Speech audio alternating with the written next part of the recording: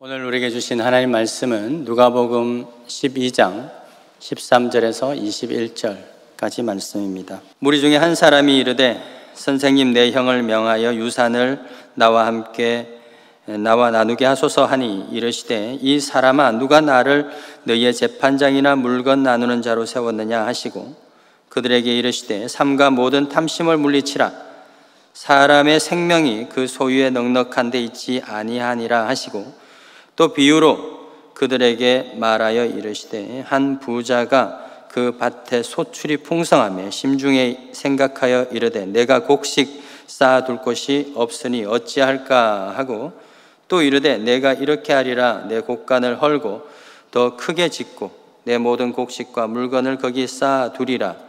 또 내가 내 영혼에게 이르되 영혼아, 여러 해 쓸 물건을 많이 쌓아두었으니 평안히 쉬고 먹고 마시고 즐거워하자 하리라 하되, 하나님은 이르시되 어리석은 자여, 오늘 밤 내 영혼을 도로 찾으리니 그러면 내 준비한 것이 누구의 것이 되겠느냐 하셨으니, 다 같이 보겠습니다.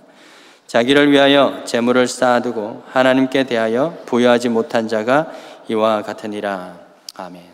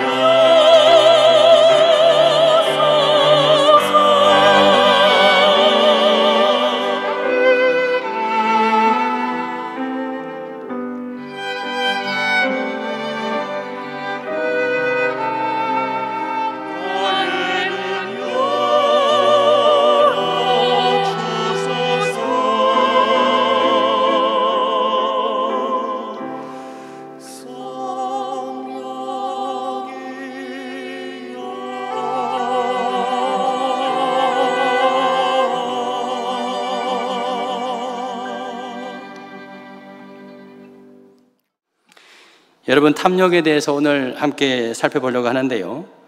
식탐이라고 하는 것은 이 먹는 것과 관련된 것이라고 한다면, 이 탐심 또는 이 탐욕이라고 하는 것은 재물, 소유와 관련되는 욕심입니다.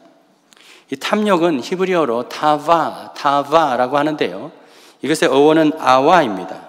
경계를 나타내는 아와에서 파생된 단어입니다. 그러니까 탐욕의 의미가 뭐냐면 자기 소유의 이 경계를 넘어서 남의 소유까지 침범을 해서 그 소유권을 내가 가지고 하는 것, 그것이 바로 탐욕입니다. 그 탐욕을 설명하는 라틴어 어구가 있는데요. 리비도 도미난디. 리비도는 우리 내면에 있는 욕구를 의미합니다.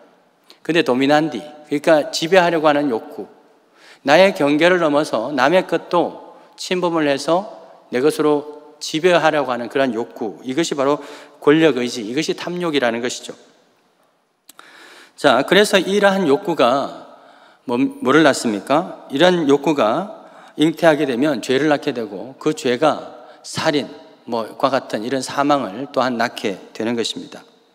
단테의 신곡에 의하면 탐욕은 마치 굶주린 늑대처럼 사람들의 행복을 갈기갈기 찢어버리고 이 사회를 무너뜨리는 최대의 적이다. 이 굶주린 늑대처럼 찢어버리고 상하게 하는 최대의 적이다라고 단테는 말했습니다. 그러면 우리 사회에 있는 갖가지 이 다툼과 또 찢어짐, 분쟁, 범죄, 이 모든 것들이 탐욕으로 인한 것이죠. 오늘 본문 12장, 누가복음 12장에 등장하는 두 형제가 있습니다. 이 동생이 이렇게 예수님께 나와서 일종의 형을 하고 있는 장면인데요. 이러한 형제 간의 이 찢어진 관계, 이것도 무엇 때문입니까? 탐욕 때문입니다.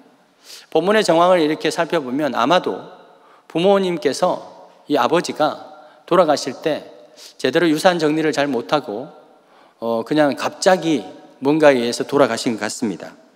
그래서 형 나름대로 유산을 받게 되었죠. 그런데 이 형이 아버지께 받은 유산 중에서 동생을 위해서 사용돼야 될 것을 나누어 주지 않았던 것 같습니다.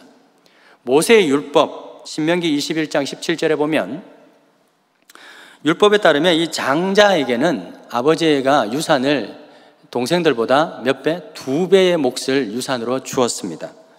이렇게 한 이유가 뭘까요? 그냥 장자라서? 무조건 장자라서? 그런 목적이 아니라 이런 겁니다. 만약 동생이 가산을 탕진했을 때 그것을 대비해서 장자에게 2배의 몫을 주는 겁니다. 그래서 동생이 가산을 탕진해가지고 땅을 담보 잡혀가지고 사업을 했다. 그런데 그 사업이 망해버렸어요. 근데 그 땅을 그러면 빼앗기게 되지 않았습니까? 근데 그 땅은요, 원래 하나님 것이기 때문에 다른 사람에게 팔 수 없다라고 레위기서 25장 23절에 기록하고 있거든요. 특별히 이방인들에게는 절대로 팔아서는 안 됩니다. 그런 상황에서 만약에 형제가, 그 동생이 가난하게 되었을 때, 땅이 빼앗기게 되었을 때 형이 대신 그 빚을 물어주고 그 땅을 되찾게 하기 위해서 이 장남에게 2배의 유산을 물려주게 된 것입니다. 바로 이것을 고엘이라고 합니다. 고엘, 기업 물음. 룻기에 보면 잘 나오죠. 룻기의 사건이 바로 기업 물음과 관련이 되어 있는데요. 그 룻기를 통해서 누가 등장하게 됩니까? 다윗, 그리고 예수 그리스도, 이 구원자, 대속죄. 고엘이 뭐냐면 구원하다, 대신 속해주다, 그런 의미가 바로 그 기업 물음 그 규례에서 나오는 것입니다. 자, 우리나라도 예전에는 장자에게 유산을 2배로 그냥 가풍적으로 그렇게 물려줬죠.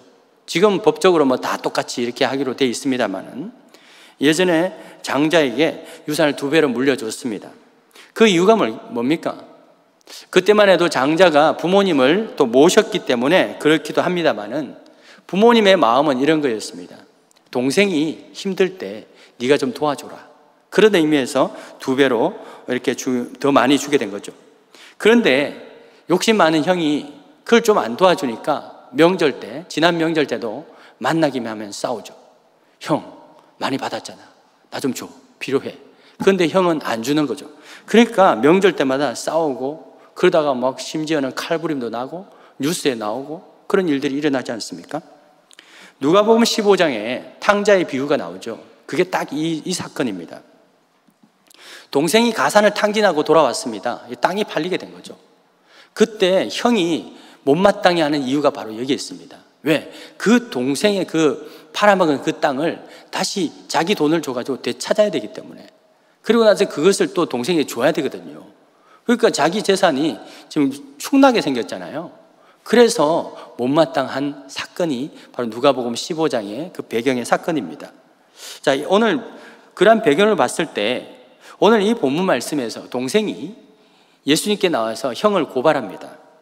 형의 것을 좀 나에게 주게 하소서 라고 하는 이 내용은 어느 정도 보면 타당성이 있는 고소 사건이라고 볼 수 있는데요. 근데 이상하게도 예수님의 대답은 의외입니다. 예수님은 오히려 그 사람을 꾸짖어서 뭐라고 말합니까? 삼가 모든 탐심을 물리쳐라 라고 말합니다.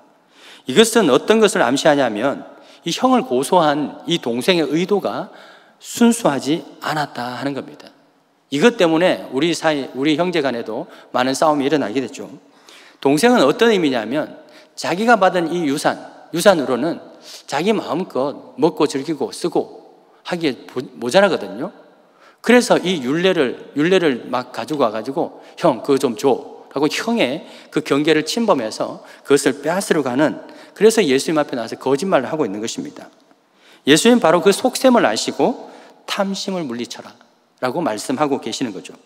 이로써 예수님은 두 형제, 형과 동생, 두 형제 모두의 그 탐욕을 꾸짖고 있는 것을 보게 됩니다. 형은 형대로 그런 의무가 있는 거죠. 근데 그것을 기업 물음의 의무를 다하지 않았고, 동생은 또 순수하지 못하게 그 형의 유산을 더 받으려고 하는 그 탐욕을 있었음을, 그래서 거짓말하고 있는 것이죠. 그래서 예수님은 이 두 사람 다를 지금 꾸짖고 있는 것이 삼가 모든 탐심을 물리쳐라, 모든 종류의 탐심을 물리쳐라 라고 말씀하고 있는 것입니다.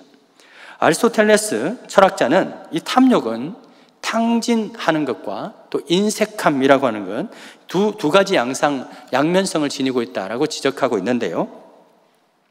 탐욕은 다른 사람에 대해서는 인색합니다. 구두쇠죠. 안 주는 거예요. 그런데 자기 자신에 대해서는 흥청망청 탕진하게 되는 그런 모습을 보게 되죠. 오늘 이 부자, 본문에 나오는 이 부자의 모습도 그러한 모습이 볼 수 있습니다. 오늘 15절에 보십시다. 15절에 보면 이 탐심이라고 하는 헬라어 단어 플레오넥시아가 바로 이 의미를 잘 드러내주는 단어인데요. 플레오넥시아는 뭐냐면 돈에 대한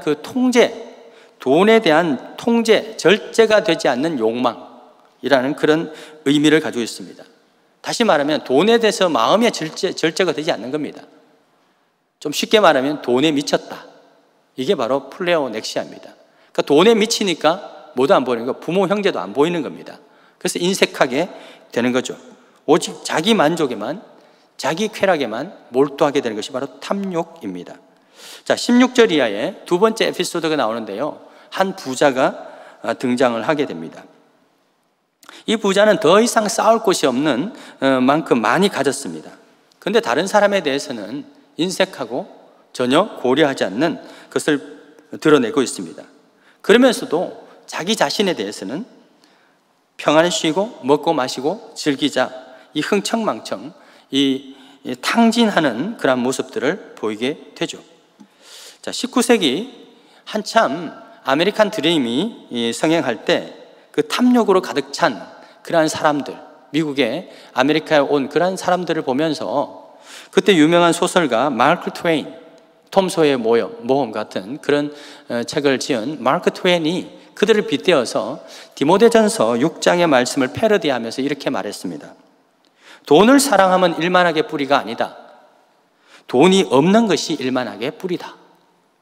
인간의 주의 목적은 무엇인가? 부자가 되는 것이다. 어떻게 되는 건가? 가능하면 부정직하게 부자가 되고, 필요하면 정직하게. 그리고 유일하게 참된 하나님은 누구인가? 돈이 하나님이다. 금, 그리고 지혜, 증권, 이 세 가지가 이 셋이지만 하나인 삼위일체 신이다. 이것이 바로 유일하고 참된 하나님, 전능한 최고의 신이다 라고 이렇게 빗대어서 말했습니다. 이 말을 보면 하나님의 그 경계까지도 침범하는 것이 바로 탐욕이라고 하는 마력이다 하는 것이죠. 실제로 이 탐욕이라고 하는 것은 전지전능하신 하나님도 내가 속일 수 있다라고 하는 그러한 착각에 빠지게 만듭니다. 성경에 보면 아간이 나오죠. 아간. 하나님을 속이고 여리고성에서 이 취한 그 전리품을 몰래 빼돌렸습니다. 엘리사의 사환 게하시가 등장을 합니다. 스승이 거절한 그 선물이 탐이 나서 나만 장군에게 찾아가서 거짓말을 해서 그것을 취하게 되죠. 결국 나병에 걸리게 됩니다. 신약 성경에 아나니아와 삽비라가 나옵니다. 사도에게 드려야 될 그 헌물을 일부 숨기고 거짓말을 하게 됩니다. 그러다가 그 자리에서 즉사를 하게 되죠. 이들의 공통점이 뭡니까? 내가 하나님도 속일 수 있다라고 하는 그 착각에 빠지게 된 것이죠. 그래서 시편 3절에 보면 악인은 그의 마음의 욕심을 자랑하며 탐욕을 부리는 자는 여호와를 배반하여 멸시하느니라. 여호와를 배반하여 멸시하게 하는 것이 바로 탐욕이라는 것입니다. 그래서 베드로후서 2장 14절에 소돔과 고모라 성에 있던 사람들을 어떻게 묘사합니까? 탐욕에 연단된 마음을 가진 저주의 자식들이다. 탐욕에 연단된 마음을 가진 저주의 자식들이다. 탐욕에 연단된 마음이 어떤 뜻일까요? 탐욕하는 데만 잘 훈련된 자다 하는 말입니다. 여러분, 훈련이라고 하는 것은 처음부터 막 크게 막 빡신 것을 하지 않습니다. 처음에는 작은 것부터, 그러니까 점점점 커지는 거죠. 탐욕도 마찬가지라는 것입니다. 마치 바늘도둑이 소도둑 되는 것처럼 처음에는 작은 것부터 시작해서 점점 그 탐욕의 크기가 세진다라고 하는 것입니다. 마치 훈련을 하는 것처럼 처음에는 다른 사람을 속입니다. 그러다가 나중에 자기 자신을 속이죠. 나중에는 하나님까지도 속이게 만드는, 그러면서도 전혀 문제가 마음에 거리낌이 없는 탐욕에 연단된 마음이죠. 그런 자는 하나님이 어떤 자식? 저주의 자식이다 라고 말씀하고 있는 것입니다. 자, 그렇다면 우리 안에 있는 굶주린 탐욕의 늑대, 이 단테가 표현한 이 탐욕의 늑대, 어떻게 그러면 우리 마음속에서 쫓아낼 수 있을까? 저는 이 솔루션을 누가복음 16장에 있는 이 불의한 청지기 이 예를 통해서 그 문제의 해답을 일부 찾아보려고 하는데요. 이 누가복음 16장은 과거에 불의한 청지기 비유는 대해서는 과거에 좀 더 상세하게 이렇게 말씀을 드린 적이 있습니다. 오늘은 좀 간략하게 소개를 하자면, 한 부자에게 청지기가 있었습니다. 근데 그는 재물에 대한 탐욕 때문에 주인의 소유를 야금야금 배임, 횡령하는 그런 범죄를 저지르게 되죠. 꼬리가 길면 밟힌다고 주인이 그 사실을 알게 됩니다. 그를 불러서 해고 통보를 합니다. 이에 청지기는 지금 쫓겨나면 빌어먹어야 될 것을 알게 되고 그렇게 알게 됩니다. 그래서 그동안 과하게 빚을 지은 사람들을 다 이렇게 불러 모읍니다. 그리고 빚을 탕감해주고 채무장부를 올바르게, 과하게 했던 것을 올바르게 고쳐줍니다.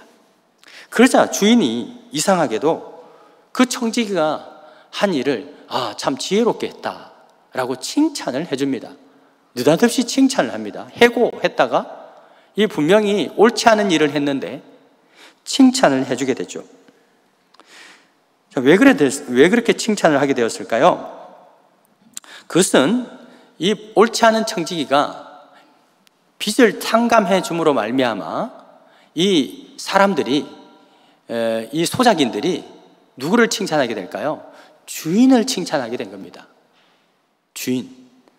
주인의 마음이 너그럽구나. 주인을 칭찬하게 되는 소리가 자꾸 주인에게 들리기 시작하는 거예요. 말하자면 주인의 지역사회에서 주인의 명예가 자꾸 높아지게 된 것입니다. 그래서 그 청지기를 비록 나쁜 짓을 하고 있지만 그 청지기를 결과로 봤을 때 그 청지기를 칭찬하고 있는 것입니다.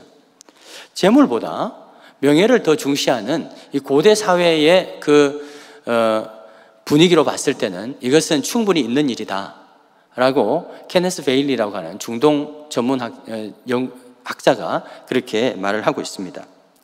청지기 본인도 마찬가지입니다. 탐욕을 부리다가 지금 굶어 죽게 되는 그런 신세에 처하게 된 것을 깨닫습니다. 그리고 뉘우치죠. 그래서 그동안 불의하게 탐욕을 부리고 재물을 착복했던 이 모든 것들을 이제 끊고, 이 재물을 더 얻는 것을 끊고 사람들의 인심을, 친구를 사기로 이렇게 결단한 것이죠. 바로 이것이 누가복음 16장, 몇 장 안 되게 뒤로 한번 넘어가 보셔도 되겠습니다. 16장 9절에 보면 불의의 재물로 친구를 사라 라고 하는 이 난해 구절의 의미이기도 합니다. 불의의 재물로 친구를 사라. 이것은요, 이 말은 주인의 소유를 횡령을 하더라도, 나쁜 짓을 하더라도 그것을 친구들에게 나눠줘가지고 그 친구를, 방법은 나쁘지만 목적이 좋기 때문에 괜찮다, 이런 의미가 절대로 아닙니다. 혹시라도 그렇게 설명하시는 분이 있으면 그것은 틀린 해석이다 생각하시고요. 그런 뜻이 아니라 이것은 이겁니다. 문학적 표현으로서 어떤 뜻이냐면 주인의 소유를 착복해서 불의한 짓으로 한 그 재물, 얻어온 그 재물, 얻는 것을 이제 포기하라는 겁니다. 그것을 포기하고 정직하게 행하게 되면, 정직하게 행함으로써 그 사람들을 사귀고 친구를 사라라고 하는 그런 의미입니다. 자, 이것은 유대 속담에 동일한 표현이 있는데요.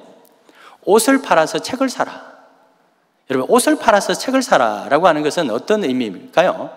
내가 가지고 있는 그 옷을 팔아서 책을 사라, 그런 의미도 있겠지만 그것이 아니라 옷을 사지 말고 옷을 사는 것을 포기하고 뭘 사라? 차라리 책을 사라, 그런 의미입니다. 그러니까 뭔가를 포기하라.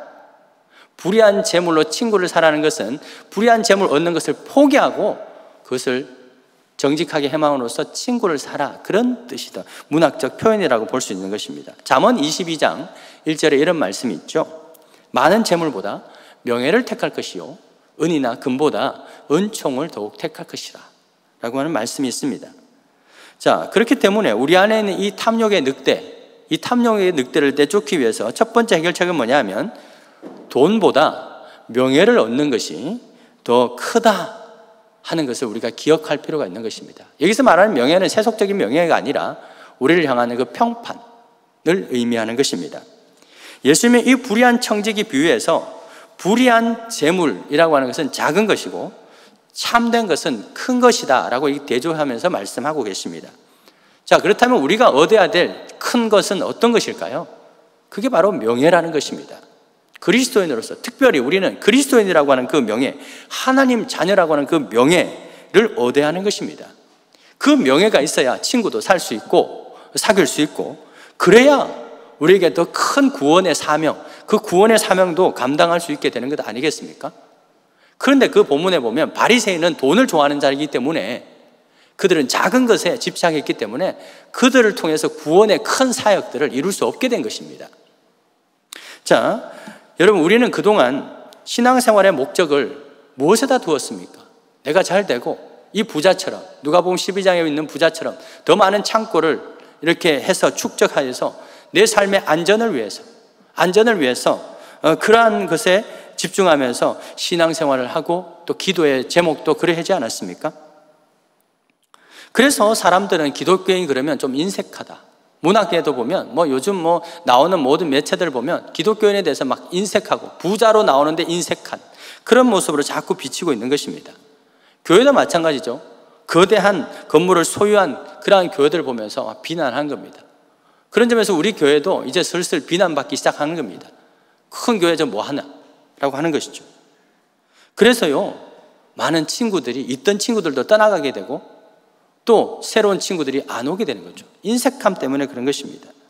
사랑하는 여러분, 우리는 이제 더 이상 작은 것에 탐욕을 버리고 더 큰 것, 하나님의 자녀로서 그 명예, 그걸 통한 구원의 그 사역, 돈보다는, 그 작은 그 재물보다는 구원의 그 사역, 그 복음의 그 사역, 더 큰 것을 회복하게 되고 그것을 얻게 되기를 주 여러분 축원드립니다.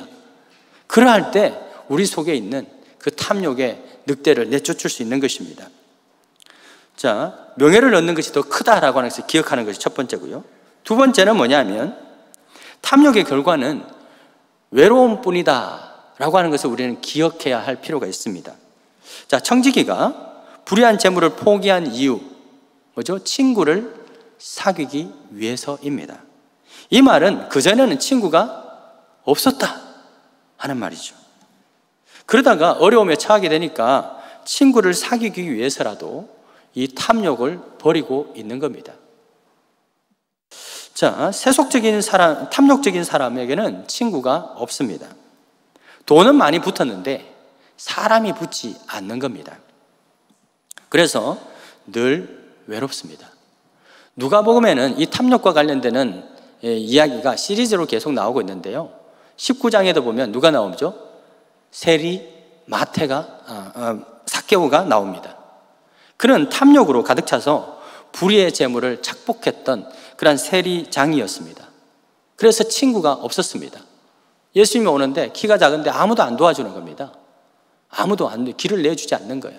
그래서 외롭게 홀로 뽕나무에 올라가서 있었던 그것을 보게 됩니다. 그러다가 예수님을 만나게 되죠. 예수님의 말씀에 감복을 얻어서 결단하게 됩니다. 더 이상 탐욕을 부리지 않겠다. 소유의 절반을 나눠주겠다. 내가 탐욕으로 착복한 것을 4배나 갚아주겠다. 그리고 나서 어떻게 구원을 얻게 되죠? 그것은 뭡니까? 친구가 생기는 겁니다. 삭개오가 바로 이 불의한 재물로 친구를 사귀게 된 아주 좋은 예가 바로 이 삭개오다라고 볼 수 있는 거죠. 불의한 재물을 포기함으로써 친구를 사귀게 된 것입니다. 요한일서 3장 17절에 이런 말씀이 있습니다. 누가 이 세상의 재물을 가지고 형제의 궁핍함을 보고도 도와줄 마음을 닫으면 하나님의 사랑이 어찌 그 속에 거하겠느냐. 탐욕은 하나님의 사랑이 우리 속에 존재하는 것을 방해합니다. 하나님의 사랑이 없는데 또한 어떻게 그 형제들을 도와줄 마음이 생기겠습니까? 도와줄 마음은커녕 어떻게든지 그 사람의 것을 빼앗으려고 하는 그런 궁리만 하고 있는데 사람이 붙겠냐 하는 거죠. 그래서 이런 사람은 더 말년이 더 외로울 수밖에 없는 겁니다. 누가복음 16장에 또 나오죠. 불의한 청지기 비유와 이어서 누가 나옵니까? 거지 나사로와 부자 한 사람이 나옵니다. 그 사람이 죽어서 지옥에 가게 됩니다. 거기서 괴로워하면서 아브라함에게 요청합니다. 저 나사로, 우리 집 옆 밑에 바깥에 저 나사로를 시켜가지고 손가락 끝에 이 물을 찍어서 내 혀를 좀 서늘하게 해주십시오. 그렇게 좀 말해주세요 라고 했을 때 여러분 결과가 어떻습니까?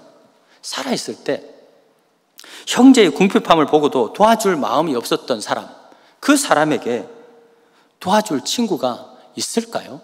없는 겁니다. 그래서 이 탐욕의 결과는 외로움뿐이다 라고 하는 것을 우리가 기억하는 것이 중요한 것입니다. 세 번째, 이 탐욕의 늑대를 떼쫓기 위해서는 쌓아둔 그 재물이, 이 재물이 우리의 영혼과 또 영혼의 안정과 평안을 보장하는 것이 아니다 하는 말씀을 기억하는 것입니다.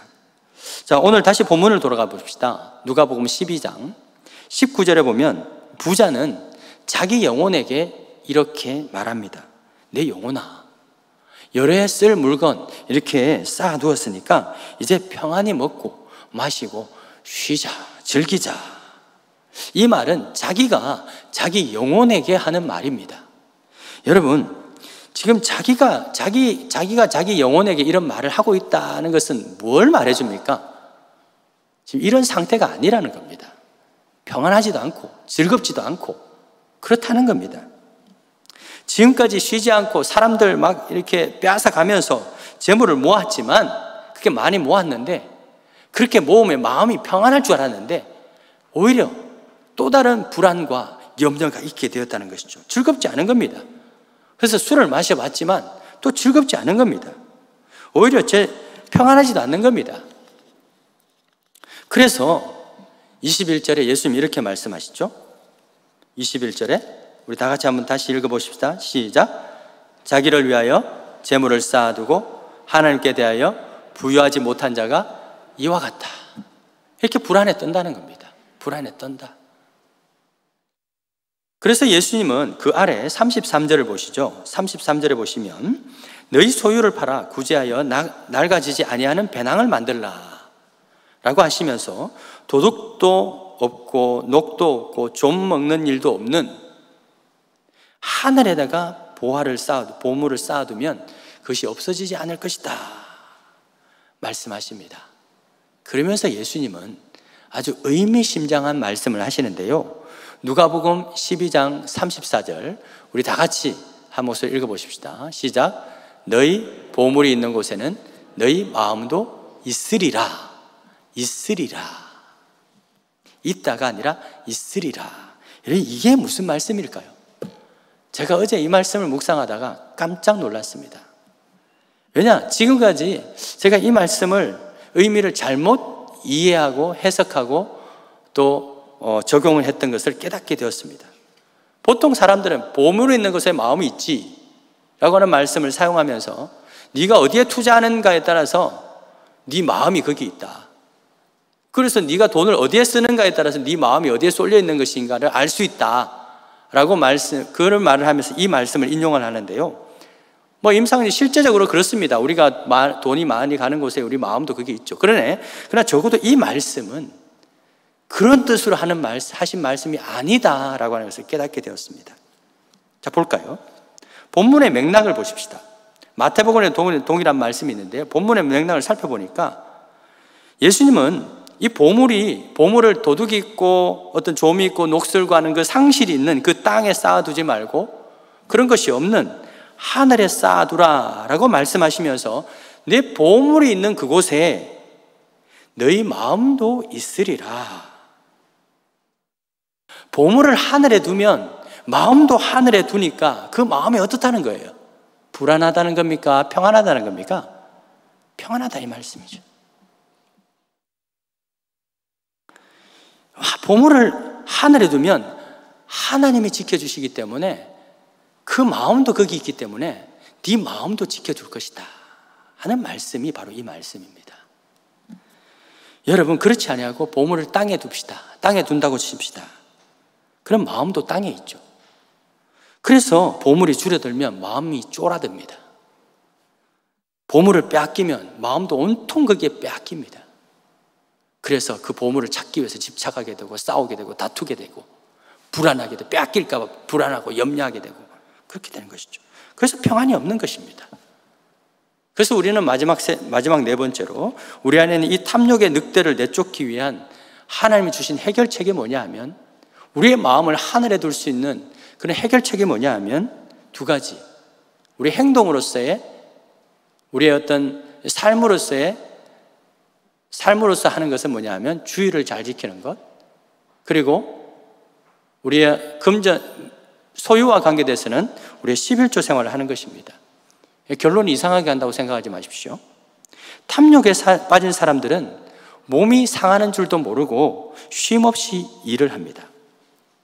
일 중독에 빠지는 거죠. 근데 중독에 빠진 사람들은 자기가 중독인지도 몰라요. 그러면서 건강을 해치게 됩니다.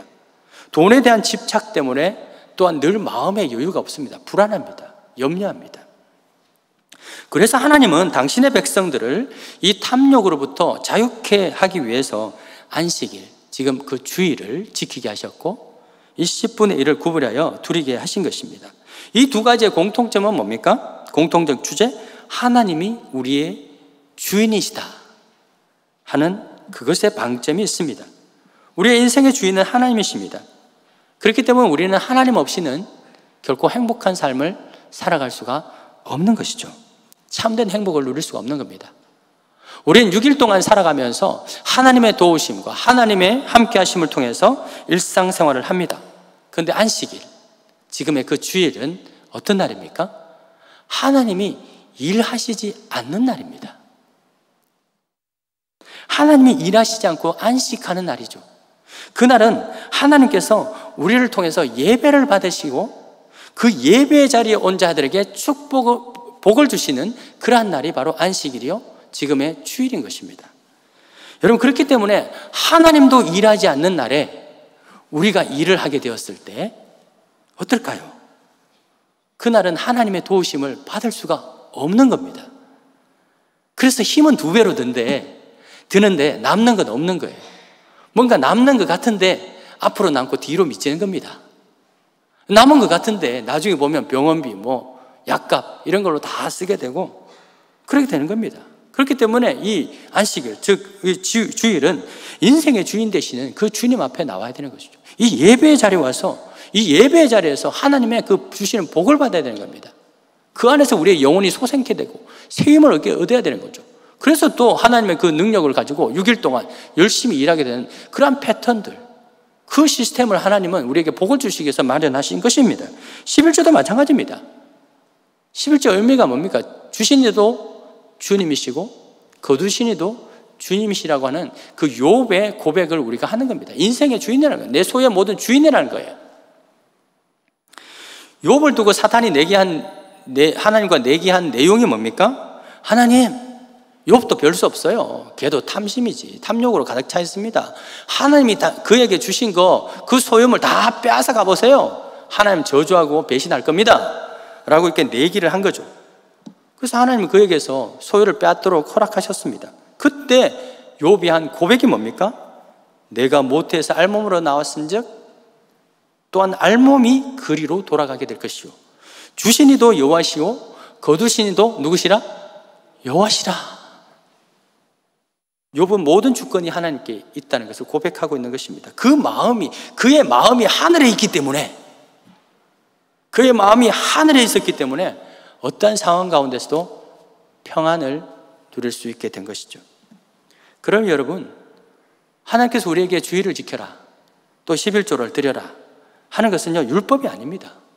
하나님께서 우리에게 평안의 복, 탐욕을 쫓아내고 그 마음 가운데 평안의 복을 주시기 위한 장치죠. 이 탐욕의 그 늑대, 그 탐욕의 늑대의 그 희생물이 되지 않게 하기 위해서, 그래서 참된 평안과 그 즐거움의 복을 주시려는 하나님의 사랑의 제도라고 하는 것입니다. 말씀을 맺겠습니다. 여러분, 사람이 태어날 때 보면 손을 꽉 쥐고 태어나죠. 아기가 태어날 때 손 펴고 태어난 아기 보셨어요 혹시? 할렐루야 하면서 손을 꽉 쥐고 태어납니다.